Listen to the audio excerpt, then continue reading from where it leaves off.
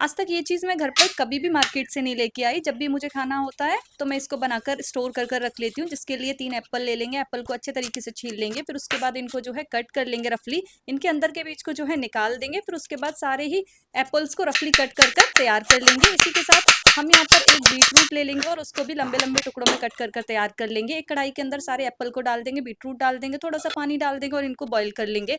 फिर सारे बीटरूट को जो है निकाल कर साइड में कर देंगे और सारी चीज़ों को अच्छे से मैश कर लेंगे। मैश करने के बाद हम यहाँ पर शुगर पाउडर ऐड कर रहे हैं। आप जैगरी पाउडर या फिर चीनी भी इस्तेमाल कर सकते हैं। सारी चीज़ों को अच्छे तरीके से मिक्स करते हुए पकाएंगे। यहाँ पर जो बीटरूट हमने इस्तेमाल किया वो कलर के लिए इस्तेमाल किया है। आप चाहें तो उसको स्किप भी कर सकते हैं और इसकी जगह रेड फ्रूट कलर भी ऐड कर सकते हैं। इसी के साथ हम थोड़ा-सा दालचीनी का टुकड़ा ऐड कर देंगे, इलायची का पाउडर ऐड करेंगे और इन सारी चीज़ों को अच्छे से मिक्स करते हुए पका लेंगे। कंसिस्टेंसी कुछ इस तरीके की हो जाएगी तो एयर टाइट कंटेनर में इसको स्टोर कर कर रख देंगे फ्रिज में।